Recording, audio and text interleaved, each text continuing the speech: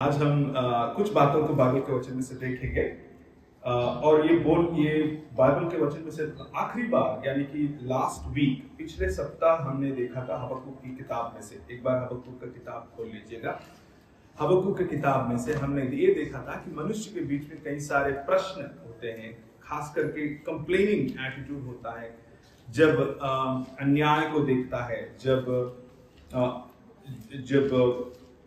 क्रम जो होना चाहिए वो नहीं ठहरता समाज में और कई सारी बातें होने लगती हैं, तो इंसान प्रश्न पूछने लगता है कि तुम कहाँ हो, मुझे और मेरे साथ ऐसा क्यों हो रहा है, अन्याय क्यों हो रहा है, क्यों ऐसी बातें चल रही हैं और आप देखते रह जाते हो और कुछ करते नहीं हो।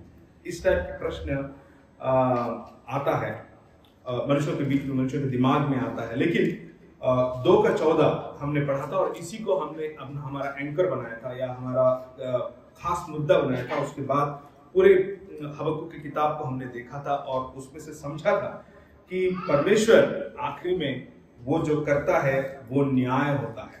और जब वो पूरा समझता है, हबक्कुक उन सब तमाम बातों को देखता है, गाने के ये गीत के समान 3 अध्याय में लिखता है और कहता है कि 17 से लेकर, क्योंकि चाहे अंजीर के वृक्षों में फल ना लगे और न दाखलताओं में फल लगे, जलपाई के वृक्ष से केवल धोखा पाया जाए और खेतों में अन्न ना उपजे, भेड़शालाओं में भेड़ बकरियां ना रहे और ना थानों में गाय बैल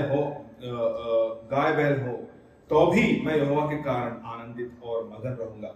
यानी कि जब मैं आसपास देखता हूं और मैं जैसे चाहता हूं संसार को, वैसे संसार को पाता नहीं हूं, फिर भी मुझे ये मालूम है, अब मुझे समझ में आ गया है कि परमेश्वर ही इज एट वर्क, वो काम कर रहा है। वो उसका जो विशाल एक दर्शन है, उस दर्शन को वो यानी कि नई सृष्टि का जो काम है वो कर रहा है और उस काम में मैं भी एक भागीदार हूं। और आखिर में या अंत में यही होने वाला है 2:14, क्योंकि पृथ्वी यहोवा की महिमा के ज्ञान से ऐसी भर जाएगी जैसे समुद्र जल से भर जाता है। द पर्पस, सही मायनों में इंसान और सही मायनों में परमेश्वर की सृष्टि का जो उद्देश्य है वो यही है कि पृथ्वी परमेश्वर के ज्ञान, परमेश्वर के महिमा के ज्ञान से भर जाएगी। जैसे समुद्र जल से भर जाता है, वैसे पृथ्वी परमेश्वर की महिमा के ज्ञान से भर जाएगी। और उसका एक जरिया, उसने कैसे इंसानों को, या इंसानों की क्या उसमें भूमिका है, इंसानों की क्या उसमें रोल है, कैसे उसने हमें चुना है, इन्हीं बातों को हम देखते हुए आ रहे थे पिछले हफ्ता और आज भी उन्हीं बातों को हम देखने की कोशिश करेंगे। लेकिन उससे पहले या उन बातों की तरफ जाने से पहले मैं आपसे 3:3:3 या 3:3:3 इन बातों को मैं आपके बीच में रखना चाहता हूँ। इसलिए मैंने 3:3:3 कहा है ताकि आपके दिमाग में वो बैठ जाए। 3 बातें हमें भूलना पड़ता है इन बातों को समझने के लिए, बाइबल के विशाल दर्शन को समझने के लिए, परमेश्वर के इस लार्जर देन लाइफ जिसे कहते हैं, हमारे समझ से, हमारे बुद्धि से बहुत बड़ी चीज है। इसे समझने के लिए 3 बातों को भूलना पड़ता है। There are 3 things that we need to unlearn. हमें भूलना चाहिए। नंबर 1, पहली चीज है, बहुत बार मैंने यहां से बोला है और मैं फिर भी दोहराते रहूंगा क्योंकि ये बहुत इंपॉर्टेंट है। नंबर 1, रिलीजियस सेक्लूजन, जिसे कहते हैं धार्मिक कट्टरवाद। धार्मिक कट्टरवाद से हमें बचना चाहिए। रिलीजियस सेक्लूजन, ये धार्मिकता या ये धार्मिक कट्टरपन जो हम देखते हैं, चाहे वो मसीही धर्म का धार्मिकता ही क्यों ना हो, अपने आप को क्रिश्चियन धर्म की धार्मिकता का कट्टरवाद जिसे हम कहते हैं, इंसान को दूर करने वाला कट्टरवाद, क्योंकि मेरे व्याख्या के अनुसार बाइबल को सामने वाला समझता नहीं है, इसलिए उसे मैं दूर रखना चाहता हूं। क्योंकि मैं जिसे मानता हूं उस हिसाब से सामने वाला बर्ताव नहीं करता, इसलिए मैं अपने समाज में उसको आने नहीं दूंगा। क्योंकि मेरे बनाए हुए पद्धति या मेरे बनाए हुए इन रास्तों के द्वारा वो चल नहीं रहा है तो मैं उसको दूर रखूंगा। ये धर्म की जो चीजें हैं, ये धर्म की जो बनावटी है, हमने बनाया है। परमेश्वर का वचन जो है, परमेश्वर का वचन काफी विशाल है। It's very inclusive, it's not seclusive. परमेश्वर का वचन लोगों को जोड़ता है। परमेश्वर का वचन दूर दूर गए लोगों को वापस बुलाता है। 100 अगर हमारे पास भेड़ हैं, 99 हमारे हाथ में है, लेकिन एक नहीं है, तो उस एक के लिए जाने वाला हृदय परमेश्वर का है। उस एक को और उन 99 में से और कितने एक को अलग करना है करके देखने वाला धर्म है।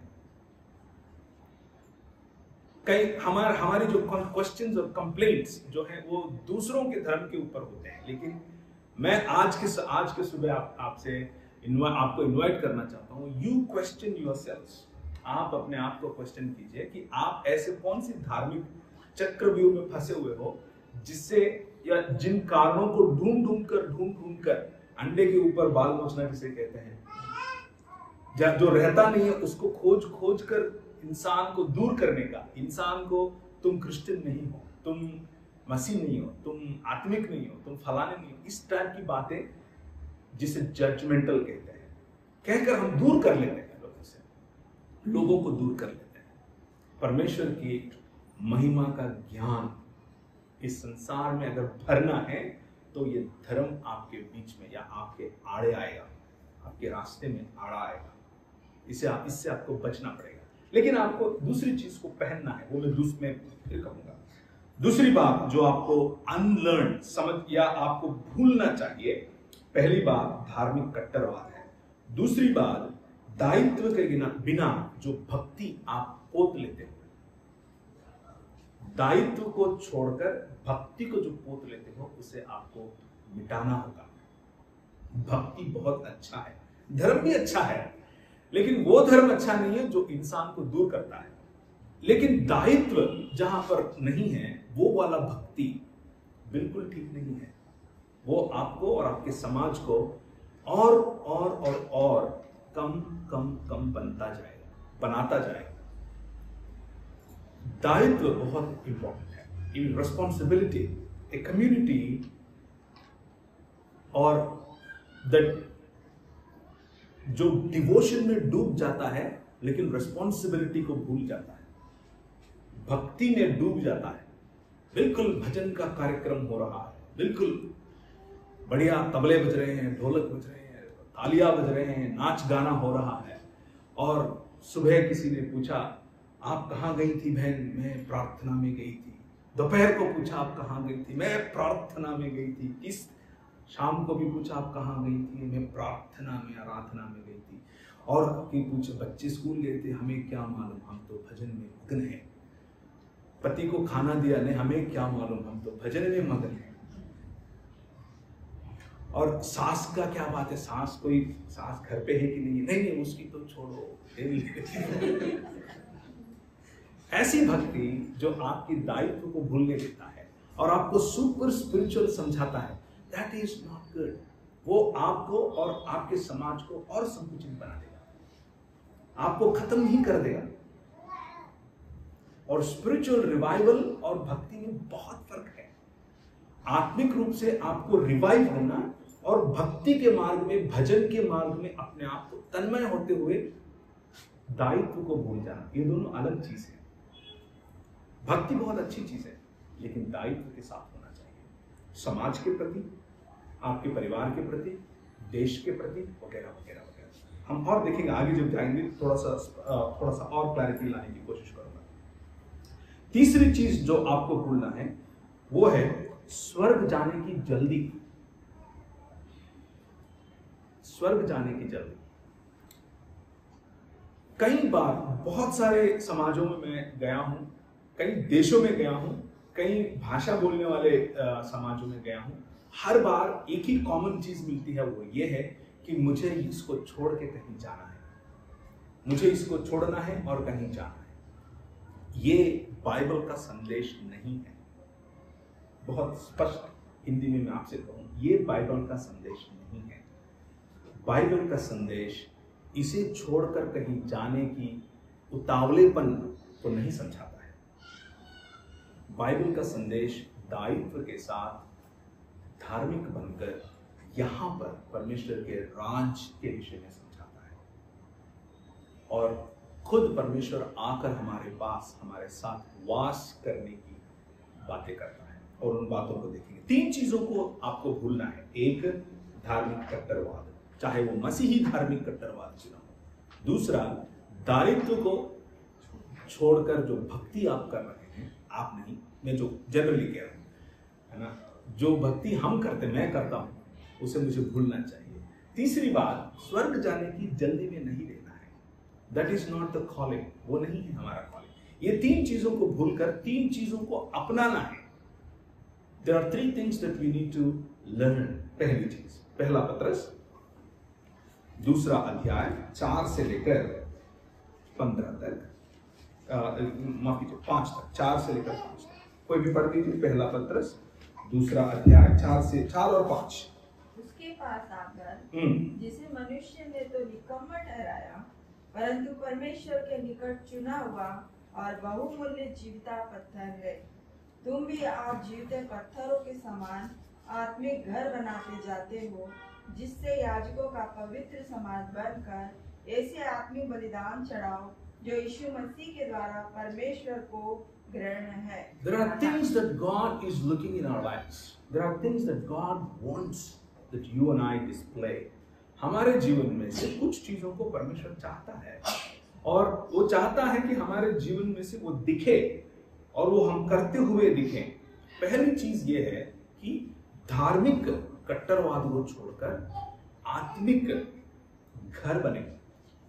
हम एक आत्मिक घर बने, वो घर जहां हर ईंट परमेश्वर की आत्मा से भरी हुई इंसान हो, परमेश्वर के पास आया हुआ इंसान हो। वो हिंदू हो सकता है, वो मुसलमान हो सकता है, वो निरीश्वरवाद हो सकता है, वो कोई और हो सकता है, सेक्युलरिस्ट हो सकता है, लेकिन हर एक व्यक्ति परमेश्वर का स्वरूप और परमेश्वर की समानता में बनाया गया है। आत्मिकता वो है जो आपके पड़ोसी को अपनाने के लिए आपको उत्सुक करता है, आपके पड़ोसी को गले लगाने के लिए आपको बुलाता है। When you are enlightened with this gospel, ये सुसमाचार जब आपके रगों में बसता है कि इंसान को इंसान की तरह अपनाना है, इंसान को ये जो सही रास्ता है इसमें बुलाना है, और एक ऐसे समाज का निर्माण करना है जहां सब समानता में रहते हैं, जहां पर परमेश्वर आप खुद अपने बीच में रहता है, उसका एक मंदिर बनेगा। इन लोगों की संगति एक मंदिर के समान बनेगा। वो दर्शन जब आप देखते हैं तो ये धार्मिक कट्टरवाद धीरे धीरे पिघलता है। पहले तो वो बहुत बड़ा ग्लेशियर के समान, ग्लेशियर यानी कि जो कहते हैं पहाड़ों के ऊपर जो रहता है, आइस का बहुत बड़ा, मैंने 1 पीटर चैप्टर 2 लिया है, 1 पीटर चैप्टर 2 वर्स 4 और 5। बहुत बड़ा ग्लेशियर के समान एक कट्टरवाद रहता है। The more you see, the more you want to be spiritual rather than religious, the more you become spiritual, the more religion flows out of you. आपका धार्मिक जो कट्टरता है वो धीरे धीरे पानी बनकर बहने लगे। And you will give water to people. आप बहुत सारे लोगों को पानी दे सकोगे, बहुत सारे लोगों को जीवन बांटोगे, लाइफ बांटोगे। एंड इन माई ओपिनियन, मेरे हिसाब से अगर पूरे भारत में मसीहत अगर बढ़ नहीं पाया, पनप रहा है, बढ़ रहा है, लेकिन और ज्यादा और अच्छी तरह से और खुलकर अगर नहीं हो पा रहा है कुछ क्षेत्रों में, उसका कारण यही है। धार्मिकता में अपने आप को बंद करके परमेश्वर की दृष्टि में या परमेश्वर का जो दर्शन है उसे हम भूल गए हैं, जो आत्मिकता है। आत्मिकता यानी सही मायने में इंसान बनना, सही मायने में इंसान बनना या परमेश्वर प्रभु यीशु मसीह के स्वरूप में दिन ब दिन बदलना, इसी को आत्मिकता कहते हैं, कोई और चीज नहीं। पहला पत्रस 2 अध्याय 11 से लेकर 12 तक। हे प्रियो, पढ़िए। हे प्रियो, मैं तुमसे विनती करता हूँ कि तुम अपने आप को परदेशी और यात्री जानकर उन सांसारिक अभिलाषाओं से जो आत्मा से युद्ध करती है बचे रहो। अन्य जातियों में तुम्हारा चाल चलन भला हो, ताकि जिन जिन बातों में वे तुम्हें कुकर्मी जानकर बदनाम करते हैं, वे तुम्हारे भले कामों को देखकर उन्हीं के कारण कृपा दृष्टि के दिन परमेश्वर की महिमा करे। The whole world full with the knowledge of the glory of God. परमेश्वर की महिमा के ज्ञान से पूरा पृथ्वी जैसे जल से समंदर भरा हुआ है, वैसे अगर भरना है तो उसका जरिया आप है। दायित्व को छोड़ा हुआ भक्ति नहीं है, भजन नहीं है, आपके वो काम जो आत्मिक है, आपका वो चाल चलन जो अन्य जाति के कई सारे जातियों को प्रभावित करता है। प्रभावित करने वाली जो जीवन शैली है वो परमेश्वर की महिमा करता है, ना कि आपकी दायित्व को छोड़ने वाली भक्ति। A devotion that you practice in spite of your irresponsibility, it doesn't glorify God. What glorifies God is a life that is full of true life, that can be an example to many and many and many of our nation. तीसरी बात, यानी कि दूसरी बात जो हम देख रहे हैं वो है राज्यवाद। भक्तिवाद को छोड़कर राज्यवाद को अपनाना है। ये राज्यवाद नया शब्द नहीं है। This is a very age old, कहना चाहिए आपके मम्मी लोग जो याकोबा चर्च में जाते थे वहां पर भी यही बात होती है। The Orthodox Church, the Syrian Orthodox Church of India, which is the oldest कहना चाहिए, 2nd century से इस देश में उपस्थित है। They always talk about this, the kingdom of God. It is not about a devotional bhakti का जीवन only, but it is about influencing the world. संसार को प्रभाव में डालना है, किससे? राज के वाद से, जहां पर दायित्व होती है, जहां पर बांटना होता है, जहां पर त्याग होता है, जहां पर लोगों को मिलाना होता है, लोगों को जोड़ना होता है और लोगों का हमारा चाल चलन होता है, सिर्फ भक्ति नहीं। और तीसरी चीज जो हमें अपनाना चाहिए, दूसरा पत्रस 3 अध्याय और उसका 13वीं आयत। उसके बाद हम आज के विषय में जाएंगे। 3 अध्याय का 13, दूसरा पत्रस 3 अध्याय 13। और उसकी प्रतिज्ञाओं के अनुसार हम एक नए आकाश और देखते हैं जिसमें धार्मिकता वास करेगी। सो जस्टिस, पिछले सप्ताह हमने ये देखा था कि इंसान हमेशा सोचता है, देयर आर 7 थिंग्स एटलीस्ट, मेरे दिमाग में कुछ छोटी बुद्धि में 7 चीजें आती है, दिमाग में वो सब में बैठता मुझे। एक है जस्टिस, न्याय बसे। हर कौम इस चीज को ढूंढता है इस दुनिया में। एक तो न्याय है, दूसरी चीज सत्य। मान लीजिए बच्चे खेल रहे हों और उनको कोई किसी ने समझाया नहीं कि क्या क्या न्याय है और क्या अन्याय है। 2 साल का 3 साल का होगा, लेकिन अगर कोई उससे बॉल छीन लेता है तो वो क्या कहता है, दिस इज अनफेयर बोलेगा, ये फेयर नहीं है बोलेगा। ये तो हिंदी में क्या शब्द है अन्याय को? नहीं, बच्चों के बीच में जो बोलते हैं ये तो गलत है। उसको किसने सिखाया क्या गलत है क्या गलत नहीं है, फिर भी बोलता है। इंसान में कहीं ऐसा छुपा हुआ है, ये 7 चीजें जो मैं बोल रहा हूं, जो आपको कोई सिखाता नहीं है लेकिन इन्नेट है। परमेश्वर ने आपको जब बनाया तो ऐसे ही बनाया।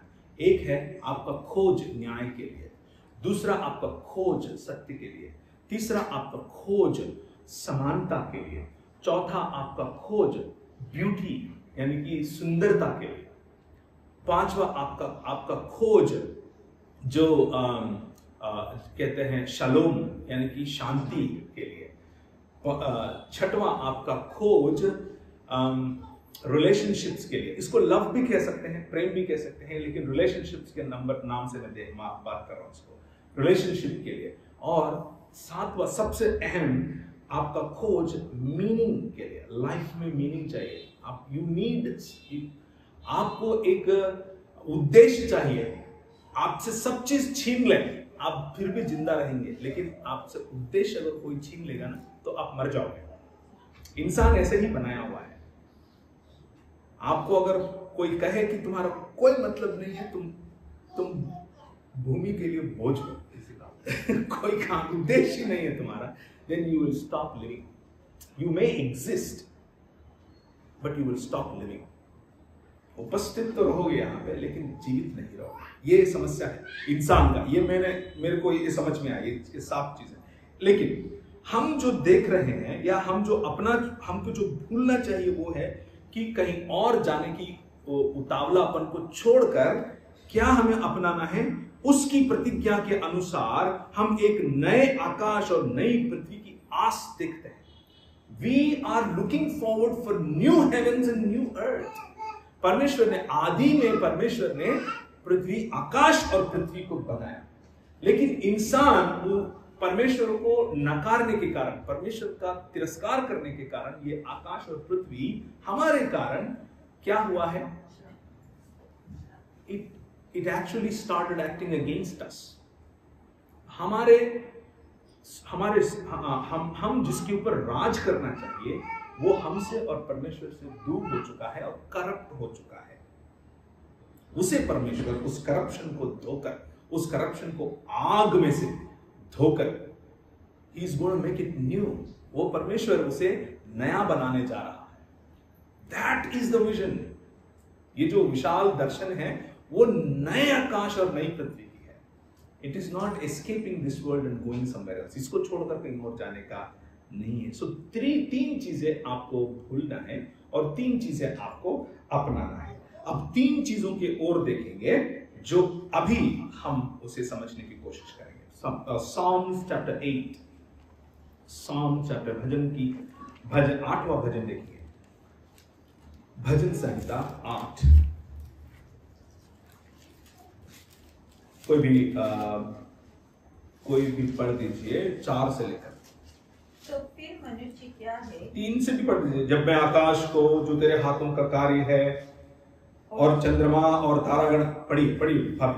जब मैं आकाश को, तेरे हाथों का कार्य है, और चंद्रमा और तारागण को जो तूने नियुक्त किए हैं देखता हूँ, तो फिर मनुष्य क्या है कि तू उसका स्मरण रखे, और आदमी क्या है कि तू उसकी सुधि ले, क्योंकि तूने उसको परमेश्वर से थोड़ा ही कम बनाया है, और महिमा और प्रताप का मुकुट उसके सिर पर रखा है। तूने उसे अपने हाथों के कार्यों पर प्रभुता दी है, तूने उसके पांव तले सब कुछ कर दिया है।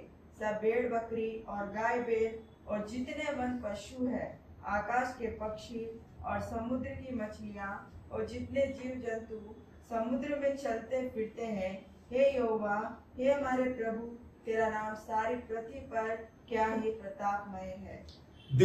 Again, the theme is same. हबक्कुक और उसके 2:14 में जो आपने पढ़ा है, वो हबक्कुक कहने से पहले यहाँ पर दाऊद या कोरह, या किसने दिखाई, मैंने देखा है, दाऊद का ही है। दाऊद कई सालों पहले एक ही थीम है पूरे बाइबल में, the glory of the knowledge of the Lord filling this earth as if the water fills the ocean. जैसा समंदर जल से भरा हुआ है, वैसे सारी पृथ्वी परमेश्वर की महिमा के ज्ञान से भरा हुआ।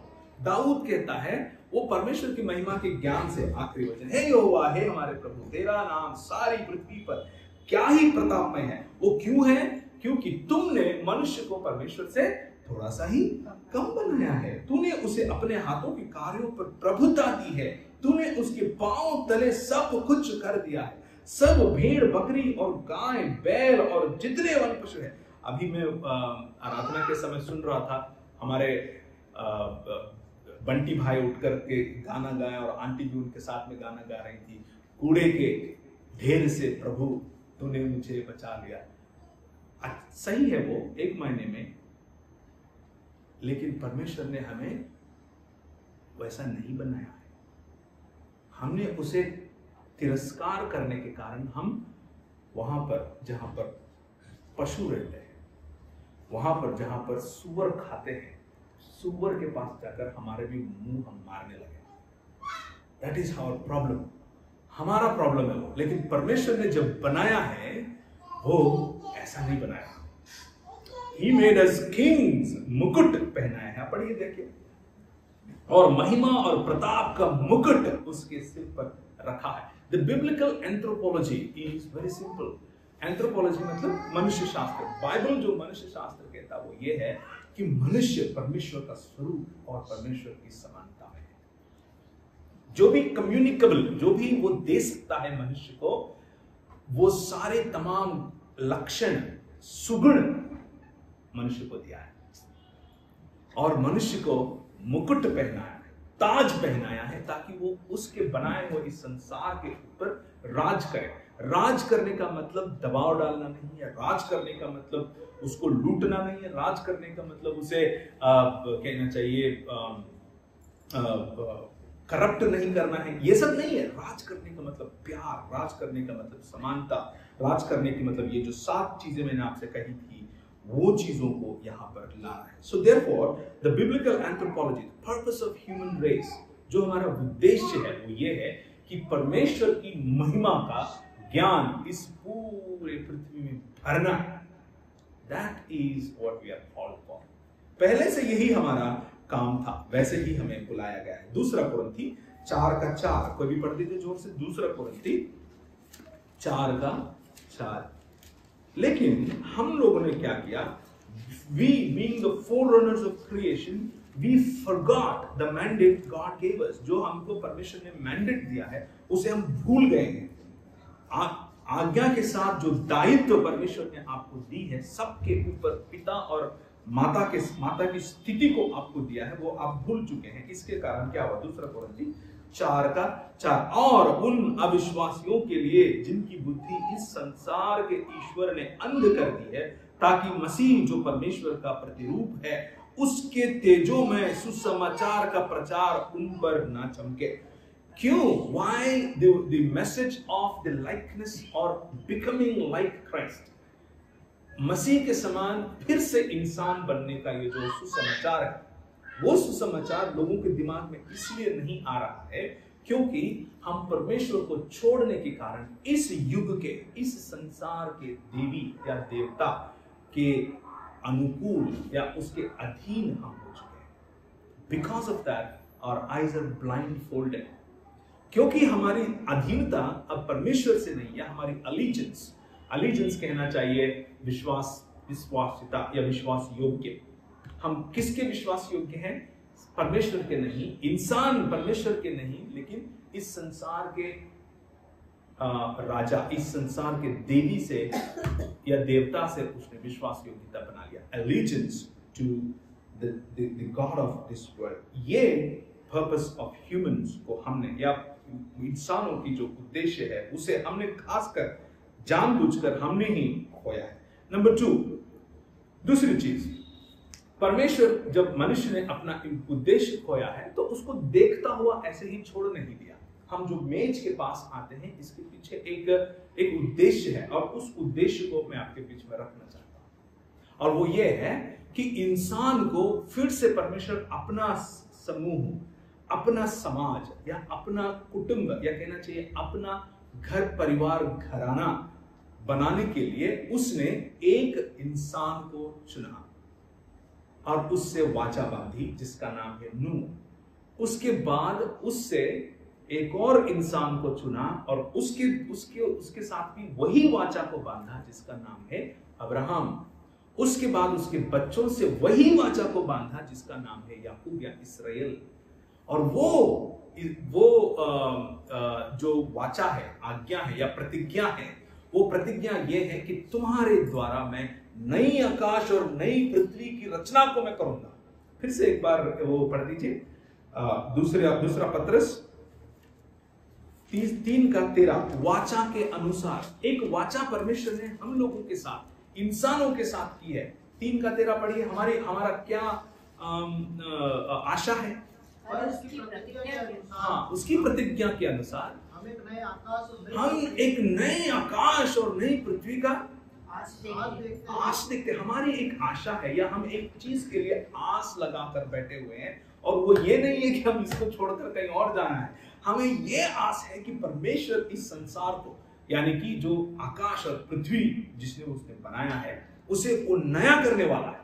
और वो काम उसने वाचा से शुरुआत की है, जो नूह है, उसके बाद इब्राहिम है, उसके बाद उसके बच्चे इसराइल है।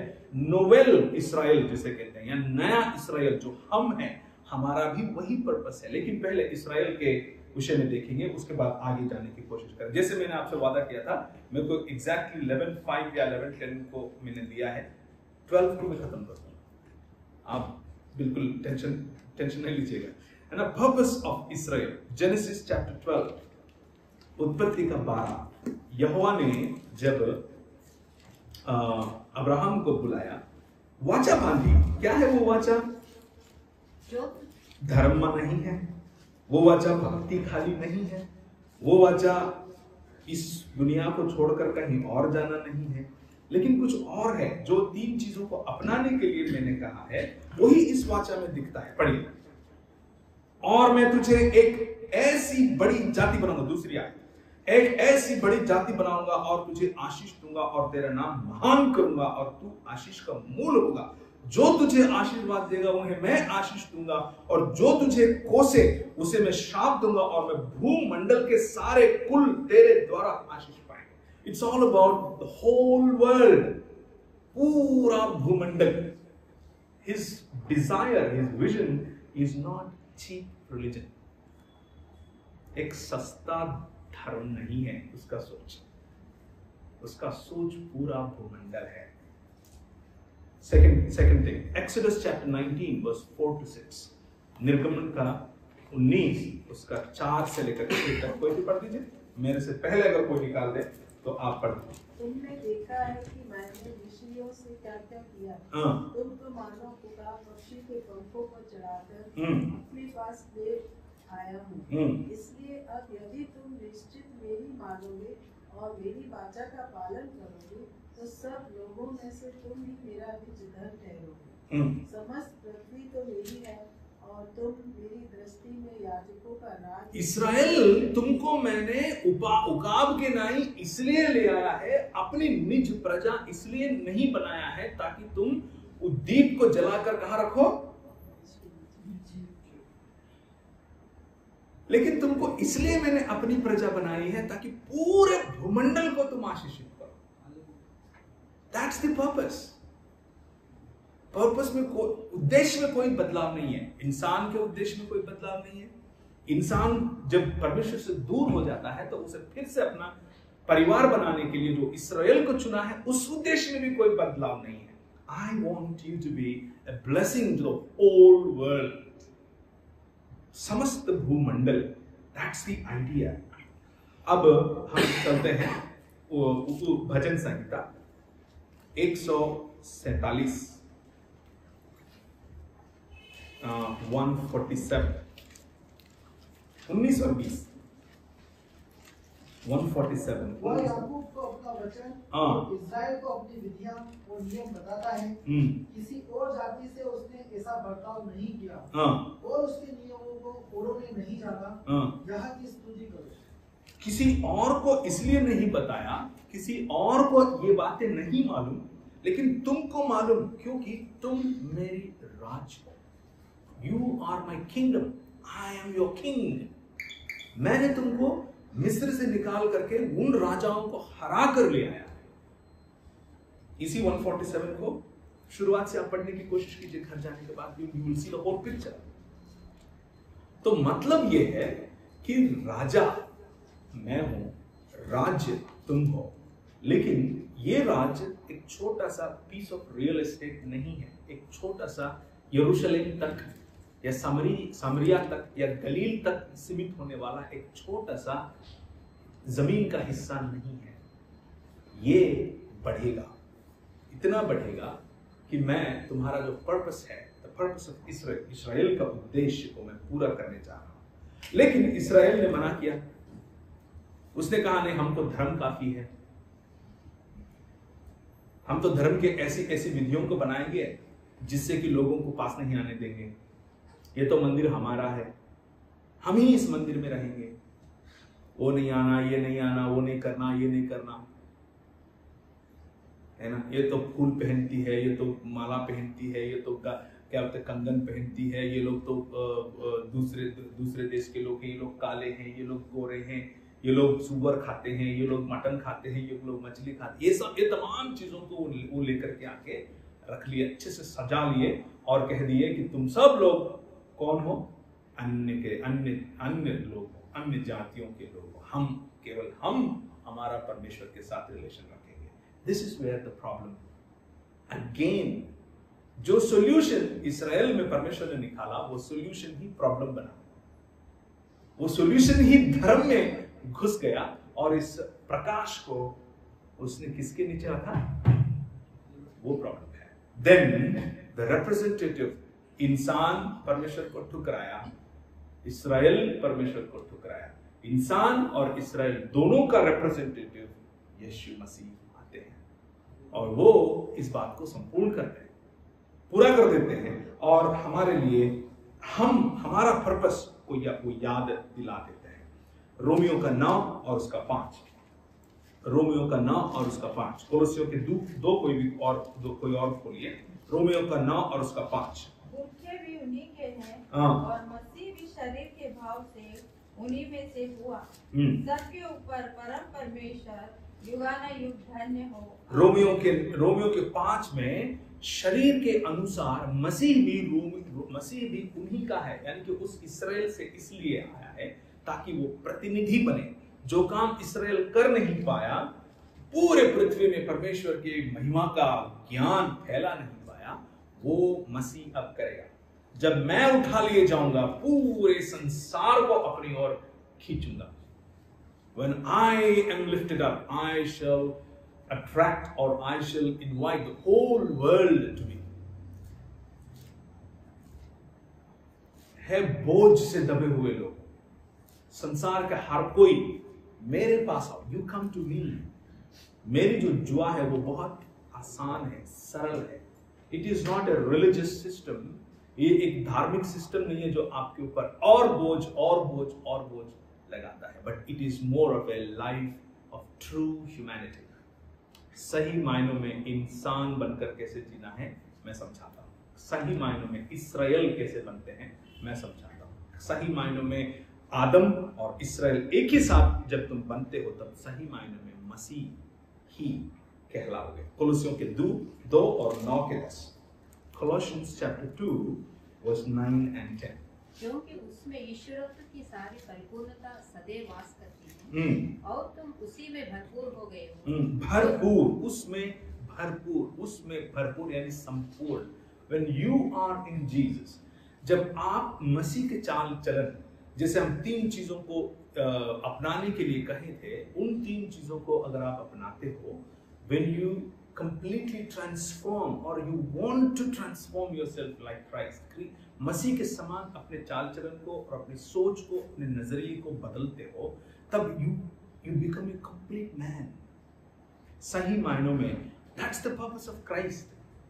मसीह का उद्देश्य यही है ताकि आपको एक धर्म में ना ढकेले खाली, एक भक्ति में ना ढकेले खाली, या खाली आपको इस दुनिया से ले जाकर कहीं और कोई दूसरी दुनिया में डाले। नो, वो नहीं है उसका पर्पस। उसका पर्पस है, परमेश्वर का, यीशु मसीह का पर्पस है कि आपको संपूर्ण मनुष्य बनाए।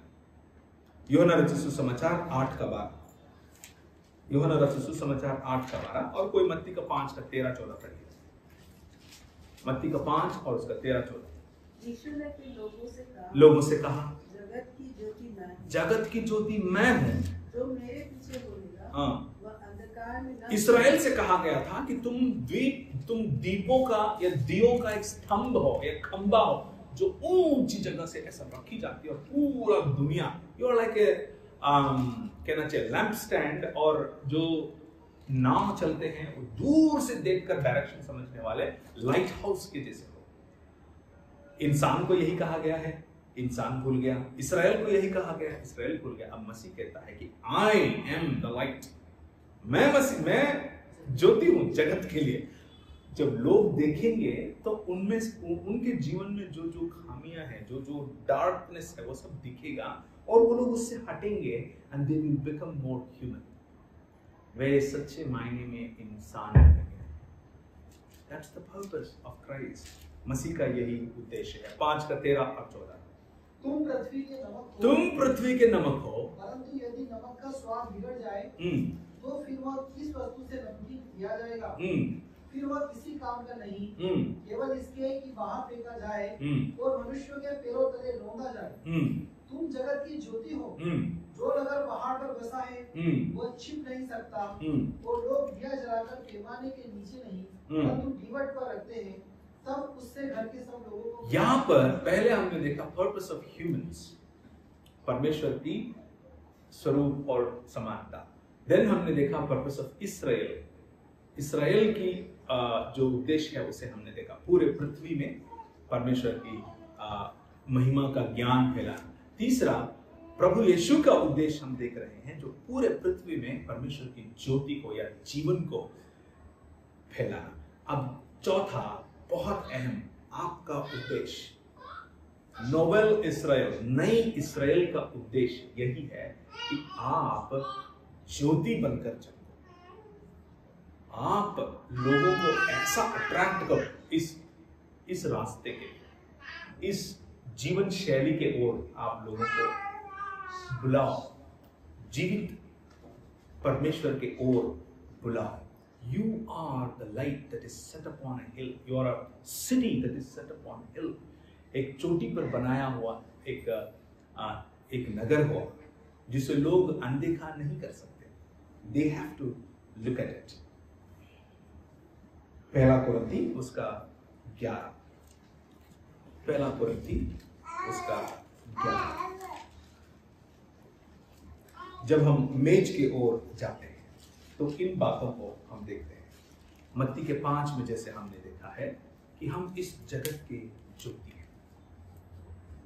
जब हम इस जगत के ज्योति होते हैं, वो कैसे हम जगत की ज्योति होते हैं? पिछले सप्ताह हमने देखा था कैसे इस दुनिया में परमेश्वर के राज का या परमेश्वर की महिमा का ज्ञान फैला सकते हैं। हमने देखा है यूहन्ना रचित पत्रिका, पहला यूहन्ना का पत्रिका 1 अध्याय और उसका 7, यदि जैसे वह ज्योति में है वैसे ही हम भी ज्योति में चले। जिंदगी में, लाइफ में लोगों को आमंत्रित करने का जीवन,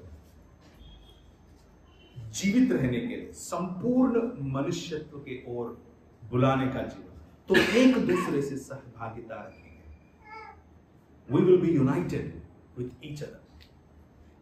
एक दूसरे के साथ एक दूसरे को सेलिब्रेट करेंगे और उसके पुत्र यीशु का लहू हमें सब पापों से शुद्ध करता है। इट इज द फेलोशिप, ये सहभागिता, ये एकजुट होकर के रहना, एक इंसान का शरीर बनना, एक इंसान जो यीशु मसीह कहलाया जाता है, जो नया इस्राएल का शुरुआत किया है, जो नई सृष्टि का काम कर रहा है, वो इंसान के साथ जब हम जुड़ जाते हैं, वो इंसान या वो इंसानियत को हम समझ लेते हैं और जीने लगते हैं, तब हम एकजुट होते हैं। We will be one body, एक शरीर होते हैं। और उस शरीर को पहला कुरिन्थी में 11वीं अध्याय में बता रहा है पौलुस कि परमेश्वर जब जिस रात को उसको पकड़वाया गया है, उसने एक रोटी को लिया और उसने तोड़ा और उसने कहा कि मेरे स्मरण में यह किया करो, मेरे स्मरण में यह किया करो, because it is the body of Christ that was broken for new creation. नई सृष्टि का शुरुआत है वो पुराना जो शरीर है उसे उसने बोया और पुनरुत्थान के शरीर को उसने बाहर निकाला। पुनरुत्थान, ये जो मेज है वो पुनरुत्थान को दर्शाता है। ये जो मेज है जिसमें लहू है वो आपको वो लाइफ, वो जिंदगी को याद दिलाता है जो कभी भी खत्म नहीं होगा, कभी भी वो खत्म नहीं होने वाला है। हमेशा हमेशा के लिए हम यहाँ पर नई आकाश और नई पृथ्वी में परमेश्वर के साथ उसके सहभागिता में, उसके ज्योति में ज्योति बनकर चमकने का एक भविष्य का आस हम लगा करके बैठे। That is the bigger vision, my friends, my brothers and my sisters. आखिरी तीन बातों को छोड़ना है, 3 बातों को अपनाना है, और अपनाने के बाद ये 3 बातें हैं जो आपको अपनाने के लिए सहायता करता है। इन 3 बातों को देखकर हम खत्म करेंगे। पहला चीज, आपका दर्शन वचन के आधार पर हो। सत्य वचन के आधार का, या सत्य वचन आपका दर्शन में बैठे। वचन के आधार पर सत्य को अब जब आप जान जाते हो, then you see the bigger picture. दूसरी चीज जो आपको जरूरत है वो है पवित्र आत्मा का उंडेले जाना। पवित्र आत्मा का उंडेले जाना। ये मत सोचिए कि शालोम कलवरी कलीसिया जो इंदौर में यहाँ पर हम मिलते हैं, हम उन बातों का विश्वास नहीं करते। पवित्र आत्मा का उंडेले जाना, भाषाओं में बात करना, चंगाई के लिए प्रार्थना करना, भविष्यवाणी करना, ये सब चीजें है, ये सब चीजें जरूरी है। परमेश्वर का वचन में लिखा है और परमेश्वर आज भी करता है, आज भी आपके बीच में काम करता है। ये दूसरा जो प्रकाश है आपको जरूरत है। बिना प्रभु यीशु मसीह या बिना पवित्र आत्मा के उंडेले उसकी शक्ति को पाकर काम न करोगे तो ये जो पृथ्वी भर में परमेश्वर की महिमा का ज्ञान को फैलाना असंभव है। तुम नहीं कर सकते, मैं नहीं कर सकता। और तीसरी चीज बहुत इंपॉर्टेंट है, ये दोनों पाने के बाद भी धर्म में रहना संभव है। ये दोनों समझने के बाद भी धर्म में रह सकते हैं। लेकिन तीसरी चीज है जो आपको धर्म से बाहर निकालता है और बहुत बड़ी विशाल एक दर्शन में डालता है, वो है राज्य निर्माण का कमिटमेंट। परमेश्वर के राज्य निर्माण का commitment, to work for the kingdom of God, the kingdom of God, जिसमें ये 7 बातें मैंने कही है, ये 7 बातें पूरी हो जाती हैं। You will find truth, you will find beauty, you will find equality, you will find peace, you will find justice, and you will find the presence of God himself, and that is what the kingdom of God is. परमेश्वर का राज वही है जो इस संसार के हिसाब से नहीं चलता, लेकिन हमारे राजा के हिसाब से चलता है, लेकिन इसी संसार में चलता है। That is the beauty of the kingdom.